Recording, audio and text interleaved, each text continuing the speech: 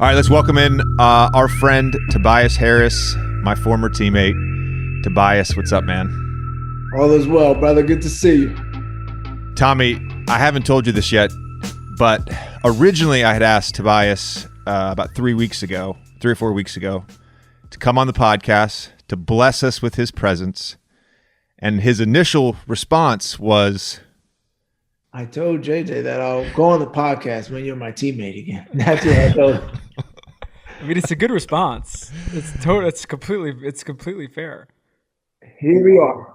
well, here we are. But the real reason he decided to come on, I had to bribe him. I had my wine guy, Jeff Goldstern, I had him send Tobias a bottle of 2004 Soldera. Soldera is the king of Brunello in Italy. And Yep. 04 is a great... Have you opened the bottle yet? No, not yet. It's actually right in here. It'll be open Save it for me. tomorrow night. No, save it for me. Oh, I'll save it for you. All right. But it's in there. This is definitely the best. This is the best background of any guest we've had on the show so far, I think. JJ, would you agree? I'm biased, but yes, it is the best background.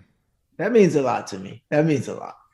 For It's a lot of hard work right there. For the listener and not the YouTube viewer, Tobias is in what appears to be some sort of man cave with a gigantic wine cellar behind him. Good for you. Good for you. I've learned from you. So if That- anyone wants to know, that's why. It's what that 5-year near max contract will get you. We got to talk about one thing before we start talking about Tobias and the Sixers, and we're going to get to Eat, Pray, Dunk. We have to talk about this weight room situation. We're recording this on Friday, and there was some photos yesterday on the internet of the women's weight room in the NCAA bubble versus the men's weight room in the NCAA bubble. There was a player from Oregon, Sedona Prince, who put out a video, because until that video came out, I was like, well, anybody could have just taken a photo of like a rack of weights and said, this is it, right? So I'd like to see the whole room. Not that I'm always skeptical, but you know how the internet works. You never know. So she shows the whole room, and it's an empty room. Meanwhile, the men's teams have access to basically what we had access to in the bubble, which is just an insane weight room. It's unacceptable. It's Wow. unacceptable. For sure unacceptable. You know, to be honest, I haven't seen the video. I've seen Kyrie had posted something today, bringing light to it, but it's for sure unacceptable, especially when you look at the NCAA umbrella that they're under. You know, they got to do better, have to do better. They're supposed to be taking care of their student athletes. And Yeah. so much of the athlete part of that is the well-being and the health. And it's just, it's mind-blowing to me. You know what? The NCAA, I don't want to bash them too much because I've bashed them enough over the course of my adult life. No, keep But going. they've shown their true colors this year. Not that they don't every year, Yeah. but this is the fact that we've even had to put a season on right now, and all these kids are getting is a scholarship. Well, they also did not apologize. That's the crazier thing is it's one thing for this to happen and you can say, you know, like we fucked up, we're going to rectify it. They just kind of dodged it, and they're just hoping that with the game starting, people are just going to forget about it. Like they haven't even said they're going to make it right. And they won't. I mean, I've been saying for the longest that student athletes should be compensated more than a scholarship, especially the ones that are bringing all these dollars to these institutions. So, I mean, I still think we're a long ways to go, but you're starting to now see different things come to light. Like the G League bubble was something, you know, the Ignite team that had the young high school kids on team. And I was watching a few of the games. I was like, this is exciting. Like the G League bubble was exciting to watch. So, you know, if the NCAA doesn't really want to treat student athletes properly, I think there's going to be more routes coming about that are opening up those pathways. So, you know, I'm glad to see that for sure. Tobias, what do you think 18-year-old you, if you were deciding where to go, would do right now? Man, right now I just think the dynamic is so different. You Like I was speaking to one of my buddies that said it's so weird recruiting now because I'm recruiting a high school athlete and I'm talking about Twitter and social media, right? And I think the game has changed. But for me, I wasn't necessarily clear cut one and done player at a high school. It was more of a 2 to 3 year plan. So, when I went to Tennessee, it was kind of, hey, let's see what happens. Whereas I think some other guys that were clear cut one and done, it would be more of a, hey, let me take, the G League or the overseas route and see how that goes.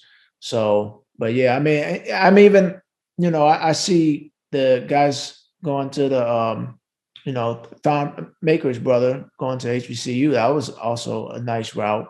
It didn't work out. Like his season didn't work out because he got hurt, but I think that's another route that guys could look to go to. We've in our society, in our sports society, we've canonized the college basketball, college football experience as if it's some course that we have to take in order to get to the pros, right? But we're seeing these alternate paths. You mentioned the G League. You mentioned overseas. I don't know if you saw Overtime now is doing Overtime Elite, where they're offering high school players like $100,000 to be a part of this league. I think they're going to play games in Atlanta. So there's all these different routes to take. And look, in Europe, this is how they do it.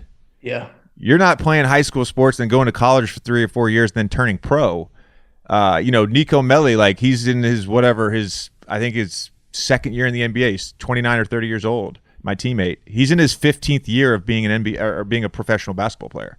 He started his hometown. This is the model in the rest of the world, and the NCAA has held this monopoly over amateur athletes for so long. The system is going to break entirely at some point, or they're going to have to completely change how they monetize or how they choose to spread the monetization of these two particular sports. Yeah, the system's got to break. Reason why is there's so many other avenues now that guys are seeming to go. It's like if you didn't go to college, I feel like some of these high school athletes that come out, now it's a little bit different, but if you didn't go to college, you were just rated and graded in a different way, right? It was like, oh, he doesn't have the college experience, or he didn't have a full year to practice and get under, a head coach. But now I think that there's these resources now where teams are also figuring out, it's like, a guy goes to the G League, he's playing against pros every single day. Like I felt those guys that went to the G League were getting better experience playing and getting used to an NBA type schedule and an NBA type atmosphere than some of the guys that are in college now. And now I remember when I was coming out, I was like a discussion between me and my father. And I said, like, I'm thinking about actually going back. And he was just like, whether you go back for 2 years, 3 years, 4 years, when you come out, the learning curve from a college player to the NBA is the same amount, and I really do believe that today. I'm like, I see guys come out after 2-3 years and I just say, like, he could have that much experience in college, but the learning curve from a college athlete to an NBA player it just takes time. You got to get your body used. You're playing different guys, the schedule. It takes a while to process. I had to record a video earlier today for congratulating this year's class of McDonald's All-Americans. And I was thinking back to when I was a high school senior, and my mindset was, I'm going to go to Duke for 4 years. I'm going to have the 4-year Duke experience. These avenues, I mean, you could, obviously there were guys like Amari in my class who left after high school, entered the draft after high school, didn't go to college. Carmelo was a one and done guy. Chris Bosh was a one and done guy. So guys were definitely talking about the NBA that whole week, but it wasn't even on my radar. The NBA was not on my radar. I was like, I can't wait to go play 4 years at Duke. Tobias, I had to look this up earlier, by the way. I was like, I wonder what Tobias did in the NCAA tournament. What was your March Madness memory, Tobias? Losing by 30 to Michigan first round. But wait, that was a funny year, I think, because so Bruce Pearl was my coach at the time. And we had all this drama with the NCAA all year. I mean, like we would go practice. There was like 5 people on the sidelines from compliance. If like Bruce Pearl said the F-bomb, they were like, timeout, coach, come here. Like, it was like one of those things. And this happened from the jump. And I'm like a freshman, 18 years old. I'm like, what type of practice is this? Like, what's going on here? So, make a long story short, we get to Charlotte and we're about to play. And like we're like fired up. And it's like 8:30 at night. And we just turn on ESPN and the AD comes out and he's like, Bruce Pearl will not be our head coach next year. And this is the night before we're playing Michigan. So we're all like, what the heck is going on here? So we get out in the game. It's just one of those feels. We're like looking at the coach like, dang, like you're out of a job. We're down like 25. Like this is it, And at the end of the game, he's like giving us a speech, and we're just like, man, what did we really just get ourselves into? We got our AD saying the coach is getting fired the night before the NCAA game. The whole year has been madness with the NCAA and compliance. It was just a storm waiting to hit, and it hit that night for sure, and in the game. Is that because they gave you a bag? Is that the reason why the NCAA was? No, it was because of something happened with some photo with Aaron Kraft in Ohio State. That's what happened, really. That's so weird. Tobias, you're having arguably, you probably have a different opinion, or maybe you don't, but arguably your finest NBA season this year. Yeah. Some of that I wanted to ask you about was just playing for Doc again, because 3 of your probably 4 best years of your career have been with Doc. And I think so much of coaching, and this is not a knock against any of your other coaches, but so much of coaching is figuring out ways to put your best players in a position to maximize their talents. So what is it about Doc that allows you to maximize your skill set? To be honest, a lot of it comes down to him maximizing everyone else's skill set too on the floor, right? So we went from a team last year who had all this talent, different pieces, different guys, but didn't gel together enough, right? And we go to this year and the roles are clear cut where it's like, look, we're going to feed the beast. That's Joel. Ben, you're going to push the pace. You're going to get guys involved. Tobias, this is what you do best. You make plays in, 1, 2, 3 dribbles, not 6, 7, 8, right? You're a good pick and roll player, So Doc has done a really good job of establishing roles for everybody on the court. But in terms of myself, Ben, and Joel, it's been clear cut of what's needed from us on a nightly basis and the positions we're going to be in on the floor. So like I'm going into games knowing, hey, like these are my spots. This is where we're going to get it. If something crazy happens, then maybe not, but I know on a nightly basis where my looks are coming from. And that helps. And that was a reason why I was successful in LA with Doc was that same thing. I having played for Doc for 4 years, I think that's such an important statement. I just want to reiterate what you just said, in that if you and I are preparation centric, we like to prepare, we like our routines. If you know where your shots are coming from and you can base your entire pregame, post-practice, post-shoot-around preparation based on those shots, your percentage is just going to be higher. I've been on teams where on a nightly basis, I have zero idea what shots I'm getting. Yeah. Night to night, and I've been on some other teams like with Doc and some other years where it's like night to night. You're like, all right, these are the shots that I'm going to continuously practice. So it's not just about the preparation. I think I just want to clarify, the preparation isn't just about, all right, I'm going to go get my shots up and I'm going to do this. It's about practicing the shots that you're going to take in a game with your role on that team. 100%. And like for me, for you guys who are like very strategic in the way that we work, in the way that we approach a game, it only helps you out knowing how you need to work. Like over the break, I was working out and I was just like, those aren't the shots I'm getting. Like, put me in a pick and roll, right? This is what I'm getting, or I'm getting a slide up 3, or I'm getting a transition 3 from Ben Simmons, dribbling the ball down the court and hitting me. So a lot of that is on a strategic way of playing. And for our team, especially, Doc has come in from day one. This is how we're going to play. They need to move the basketball, make the extra pass, let that thing flow around so everybody can play out there in a type of flow and in a rhythm. And, being able to know where your spots are for any type of play. I don't care who you are. If you know where you're getting your looks at, you're going to be more successful.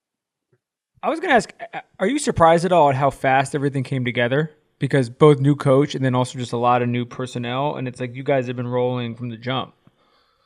Yeah, I mean, in the beginning of training camp, when we were all out there, I was like, man, this is a lot of talent still, but I'm like, I want to really see how this unfolds. And our first game we played, we got going out there, and I was like, all right. I mean, I already know. However, how far we go is kind of going to be on how Joe comes to play every single night. And I think from early on in the season, Joel had this mindset like, I'm going to dominate. And that's what I'm going to do. And until teams start double teaming, understanding like that I'm about to kill their 5-man, we're going to make plays and we're going to roll. And I think, Joel really kind of got the ball rolling of, look, nobody can guard me out there on the floor. And if everyone around me is in a good vibe and everyone around me is flowing, that only helps his game. So, we just rolled off that from the jump, and we was able to get out to a good start. We had a tough training camp, a good one, like really successful work. But Doc came in and day one was like, we have to win the East. And that's where we're at. And we've been able to flow from there. But it's been a quick ride, especially when you look at the season. We were the first team playing with 7 guys out there. You know what I'm saying? We still look at that like, hey, those are like 2 losses that bring those back to us. You know what I mean? So we had some up and downs too, but it's been good. I saw a chart earlier today on Twitter that was like games lost, days lost of work. And they went through each team, and you guys were at the top of the chart. I think the Boston Celtics maybe were at the very top of the chart in terms of their whole, contact tracing COVID thing. We'd like to thank Amp Human for sponsoring this episode of The Old Man and the Three. Amp Human is a human performance company dedicated to helping athletes at all levels unlock their limitless potential. Their latest innovation, D Plus Lotion, is a first-of-its-kind gel-based lotion that delivers vitamin D directly through the skin. That's right. Just 2 pumps applied to the inner forearms, contains 5,000 IU of vitamin D3 to boost your immunity, improve sleep quality, and support brain function. Backed by clinical trials, it's proven to triple your vitamin D levels with 3 to 4 months of daily use. And I think we are all going to need this, over the next couple of months as things start to open up. Yeah, well, as someone who's spent the last 15 years in hotel rooms, I can say that I've been looking for a product like this for a long time. Really happy to use it. So say goodbye to the pills and say hello to D Plus Lotion, the easiest way to do vitamin D. Visit amphuman.com/JJ and use code JJ15 to get 15% off D Plus Lotion today. Once again, that's amphuman.com/JJ and use code JJ15 to get 15% off D Plus Lotion today. If you sell stuff online, you're definitely in the right business. More people are shopping online than ever. That means a lot of orders are coming in, and a lot of orders you'll need to ship out fast. And that's why online sellers like you need ShipStation. No matter how much you sell, ShipStation makes it super easy to manage and ship all your orders from all your sales channels faster, cheaper, and more efficiently. Yep, with ShipStation, you can import orders from any sales channel and ship with any carrier. You can also access discounted shipping rates and automate just about any shipping task. You'll spend a lot less time on shipping and a lot more time growing your business. No matter where you're selling, Amazon, Etsy, your own website, ShipStation funnels all your orders into one simple interface that you can manage from anywhere, even your cell phone. You'll even get access to amazing discounts with major carriers, including UPS, FedEx, and USPS. And it's easy to compare carriers and choose the best solution every time. This seems like a no-brainer, Tommy. With ShipStation, small businesses can now access the same rates usually reserved for Fortune 500 companies without the contracts or commitments. It's no wonder ShipStation has more 5-star reviews than any other shipping software. So ship more in less time. Just use my offer code JJ to get a 60-day free trial. That's 2 months free of no-hassle, stress-free shipping. Just go to ShipStation.com, click on the microphone at the top of the page, and type in JJ. That's ShipStation.com. Enter offer code JJ. Make ship happen. I don't want to harp on last year. I actually don't really want to talk about it. I'm not going to ask you about it. You're fine. You can. No, but it seemed like there weren't many happy campers on the team last year. It wasn't that there was animosity necessarily like player to player. It just felt like no one was having fun on your team last year. And like I like followed you guys. I follow you guys this year too. I watch you play. I'd be like, man, this is just clunky. And you'd read the quotes, and it's the whole season. It felt like you guys were trying to convince yourselves that it was going to be all good eventually, and it never was. And Joe is such a big part of that. And he came on the podcast in August, and he admitted to being in a mood. You know, he was in a mood when the season started last year. He has shown a completely different demeanor all season. And it looks like he's having fun, and that's permeated, I think, the rest of the team. You guys are sitting in first place when, as of right now, you're tied with Brooklyn. Is he the MVP? 100%. 100%. Like what he's done on a nightly basis. Like when I say that you can literally see fear from other teams' 5 men, like I mean it.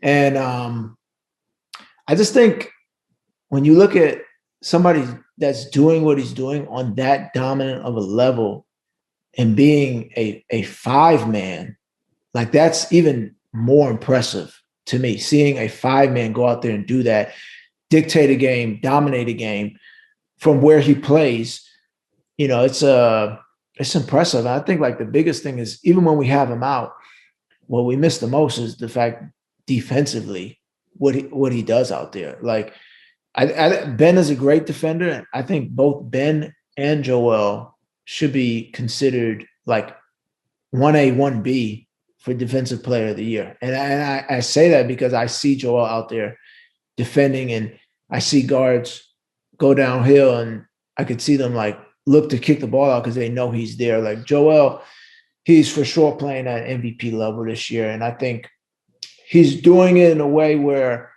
like last year, I did feel like he was in a mood also, but like this year, we're winning. He has this work ethic, this desire, and he's just motivated. Things are pushing him in a different way that I haven't seen since I've been here. The year before I got there, I think when Joel was on the floor, the Sixers, and this was like a 20-win team, the Sixers had the number 1 defense. And granted, he didn't play in a ton of games, but when he was on the floor, the Sixers had the number 1 defensive rating relative to the number 1 defensive rating overall in the league. You guys are at number 2 right now. The 2 years I was there, if Joe was on the floor, the team had the number 1 defensive rating in the league. Wow. But I think what makes you guys different than other teams, and I don't want to single anybody out, but different than other teams, is the versatility of the rest of the group. Yeah. And the length and the size, and you mentioned Ben, Danny, you, Matisse. I think that's ultimately what is going to win in the playoffs, is that length. Yeah, I mean, I would say so. And especially when you look at some of the teams that we're going to have to go up against, size for sure is a key factor. You look at teams like the Bucks, Brooklyn, you're talking about, guys who can get a bucket out there. Kevin Durant get a bucket at any time.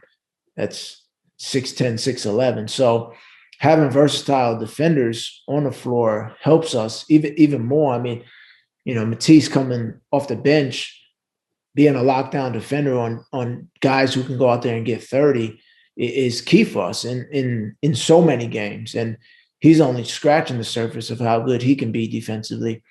And then we add, Danny Green this offseason, who's known for his defense.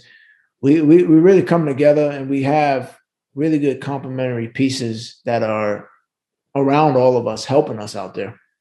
I have a couple of basketball things. First, with you guys defensively, JJ and I have talked about this a bunch, but it feels like the rest of the league offensively is just having a uptick all year. I mean, it just seems like the scoring is way up across the board, and there are some nights where, it's like teams are scoring 135 points and losing. Like, it just is there's a bunch of reasons for that. It's like with you and the Lakers feel like the only two teams that are just locking up. Do you feel like you mentioned like people have fear of Joel? Do you feel like there's like a little bit of an intimidation factor with you guys a little bit, where it's like they know when they come face you at this point, it's not just, what you guys can do offensively and what Joe's doing offensively and everything like that, but it's like you're dealing with just kind of like a mean bunch on D? Yeah, I mean, I think that one's a little bit twofold. So we get a couple of those teams that look at us and are like, oh, we have no chance. And then we get majority of teams that are like, all right, this is a game that we can make a name for ourselves, or we can really take down the top dog in the East. But the scoring is up league wide. I think that's kind of a result of more threes being shot and guys getting to the free throw line. The game is stopping more. There's more opportunities to score. And then, just call it the way it is. There's some teams we go against and we're just like, hey, look, we can score any time down on them. They're not going to play an ounce of defense tonight. And, they understand that too. They're just like, hey, we'll just go out there and score points and try to see if we can score more this game. But, I think it's just accumulation of both. But at the end of the day, I think the game is still exciting. Like, people can say what they want about threes and whatnot, but the skill level of the game is at a high, and I think that's a good thing to be a part of. I'm biased, of course, Tobias, but I agree with you. People talk about different eras. Yeah, there's a lot of players from different eras that could not play in this league. I would say the majority of players in this era could play in any other era. Yeah. The skill level is just too high. But we're like the aliens, though. Yeah.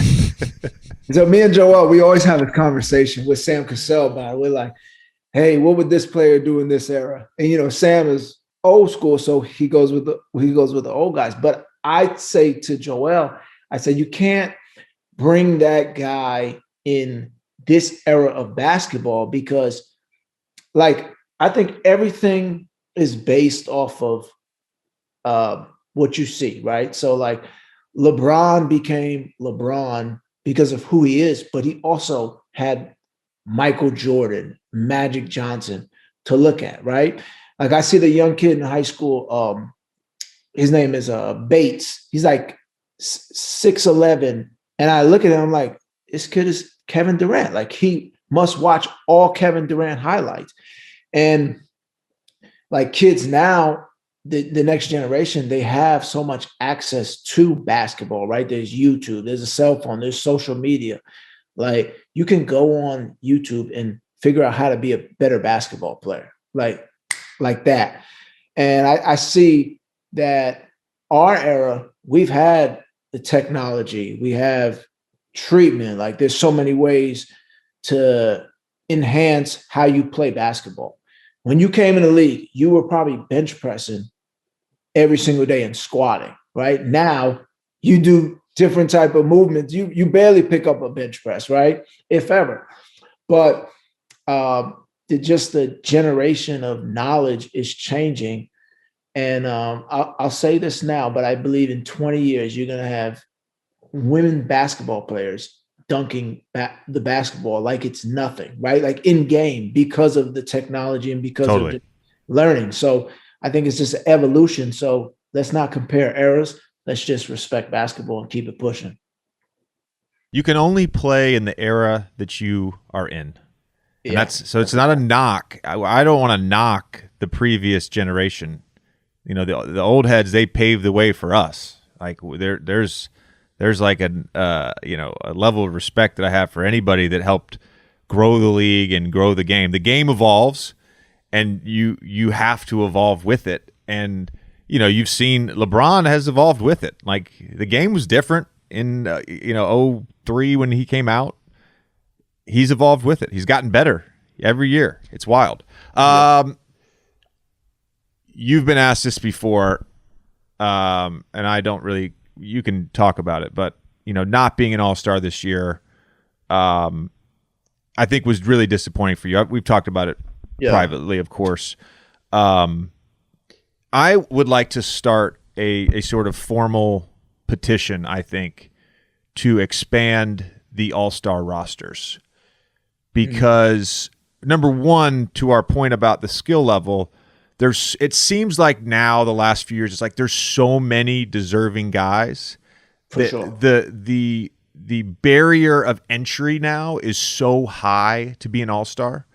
And I want to show you, I'm going to tell you guys some stats. So the first All-Star game was in 1951. There were 11 teams. There were 110 total roster spots in the NBA. There were 20 All-Stars. So 18% of the league were All-Stars. 61, there were only 8 teams and 88 roster spots, 22 All-Stars. There were 25% of the league was All-Stars. This year, all right, there's 30 teams. We now have two-way contracts. There's 510 total roster spots. Still only 24 All-Stars. That's 4.7% of the league. There's no reason that we can't have 15 spots. That's a normal NBA roster. 15 spots per conference. Tell me I'm wrong. No, you're not wrong. I agree with you. I think that, you even like when the results for it came out, I was like disappointed I wasn't on it. But, I looked at it, I was like, hey, I'm not going to lie. I could name like 3 other guys that could be just as disappointed as me. Right. So in terms of having 12, I remember when I missed it in LA, Steve Kerr brought that up. Like we should have 15 roster spots on an All-Star team. But hey, for me, it was disappointing. But at the end of the day, I kind of just, made peace with it. Like it is what it is. But I would say the most disappointing thing was just trying to, like, as a person and player, figure out what classifies you to be an All-Star now, right? Like what are the credentials? Because in the past, most people were voted in by wins. Like when Atlanta Hawks had 4 guys that were All-Stars, it was by W's, right? So, I think that coaches vote for All-Stars, but the coach of I'm just bringing up any team. The coach of the Orlando Magic does not watch every Philadelphia Sixers basketball game, right? So, like, that was one thing I also really realized too. It's like the coaches vote, but they don't watch every game. And no, it just is. It's just how it goes. But it would have been fun to get it. But I think it won't be my last time being looked at as an All-Star. I'm sure of that. So I'm fine with that. Oh, I know that. I know that. You're always trying to get better. You're an All-Star in my book. I appreciate that. The thing that I wonder about, not so much for you, because I know where your head's at right now, but I think for some people, like the equation of your contract to an All-Star versus the equation of your contract to a non-All-Star, does that matter? Do you think that matters to some people? Like, how can this guy have this contract? He's never made an All-Star team before. Yeah, honestly, that does play a factor. Not to people like me. People who know basketball and know the economics of things. Of course, they don't think that. But I'm saying to the casuals, to the 100% to the casuals, there'll be so many. Why is this guy a max player? He's never been an All-Star, right? Like, and these are for people who don't watch basketball or don't watch Bleacher Report. I mean, I'm saying like these are people who only watch Bleacher Report and House of Highlights. So if you're not on there, you're not an all-star, you're not a max player, right? So I mean, it was funny because like you're hearing the word casuals now that are like as out there and everyone's saying it, but it's the truth. Like there's so many casuals who don't watch basketball that are just out here talking and have a voice too, which I think is even a little bit more alarming. I want to be very clear too. When I say casuals, I mean it in the most disrespectful way. I mean it in the most disrespectful way. Like if you're not all consumed with NBA fandom, like you and I are NBA fans. Like I'm an NBA fan, but if you're not all consumed with NBA fandom, maybe listen more. Just maybe listen more. Yeah, or just watch a couple of games, maybe not one game.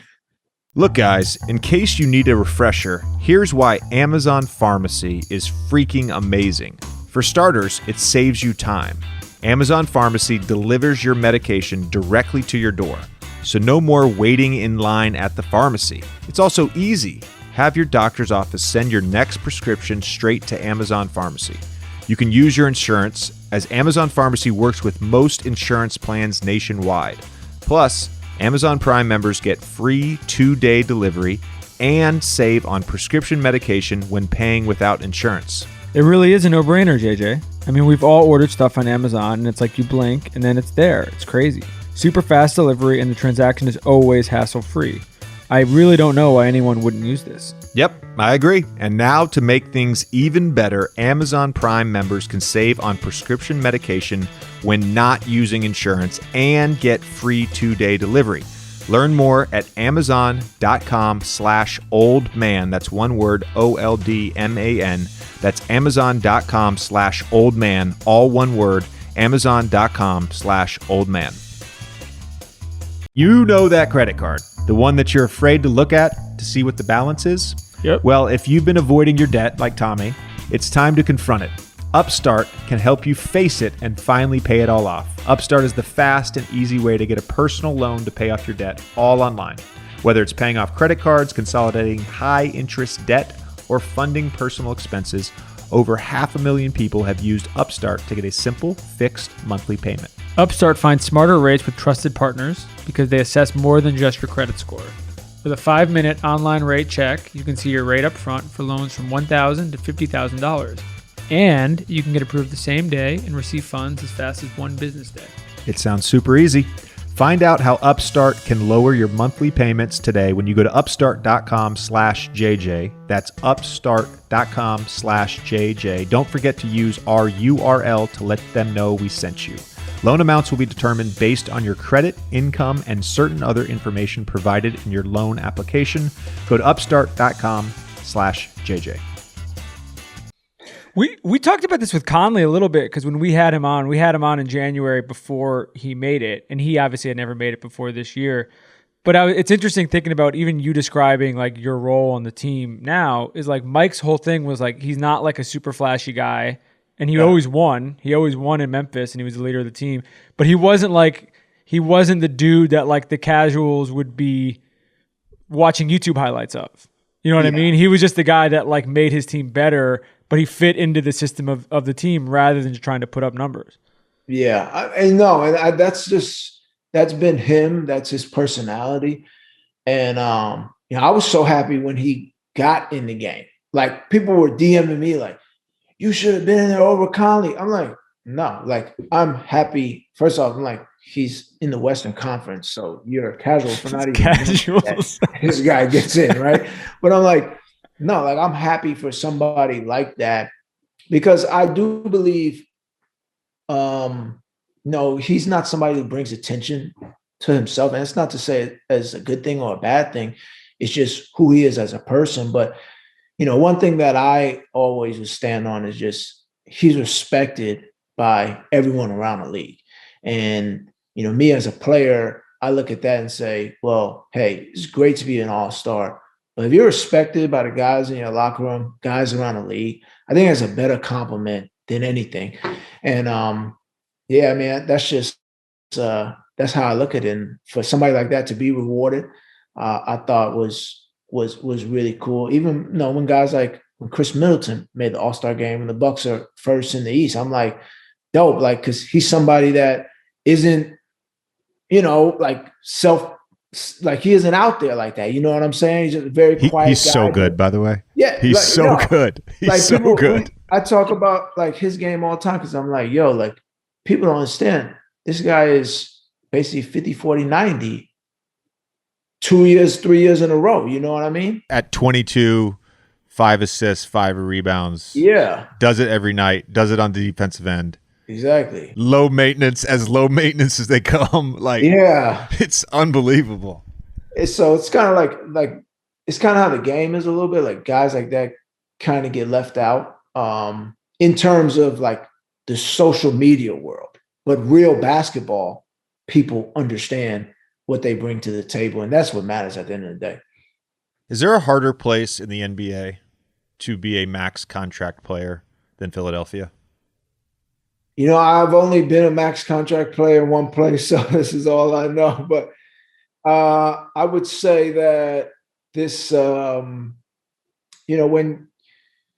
like, I think that when you look at myself in the position that I'm in, when it rains, it pours. You know what I'm saying? So, like, when we were going through last season in the bubble, like that shit was bad. Like when it ended, I was like, yo, phone, like ocean, you know what I'm saying? Like, but it just made me as a player, like really evaluate who I look at myself as a man, as a person, you know what I'm saying? Like I can't have the identity of just basketball. And it also let me know, like, you got to win. Like, you have to win. Winning solves a lot. And I think myself, Joel, Ben, we all realize that, like, we have to win or else we're going to get these death threats and we're going to get these hate messages on Instagram or, so it's just like, hey, like, let's do this thing, but not for that, but for the fact that we have the talent to win. So I will say Philly is a tough place, but when you up, like, they ride with you to the end. So, I do respect that about them. I think the justification for anything in Philadelphia comes down to winning. So it's like, I asked you the question earlier about for the casual, right? The contract versus an all-star appearance versus a non-all-star appearance. It's like, for the Philly fan, it's like if you and Ben and Joe lead the Sixers to a championship, oh, that's it right there. That's what matters to the fans. Yeah, 100%. Like, if we win a championship, well, when we win a championship, I got to speak it into existence. Like, that's going to be, for our fan base, basically like grooming a little baby to see him grow up. You know what I mean? Because this was this whole process, and fans got to see Ben as a rookie, Joel as a rookie get hurt. Like, this is like the grooming of something that just needs to blossom. So they would be ecstatic for that.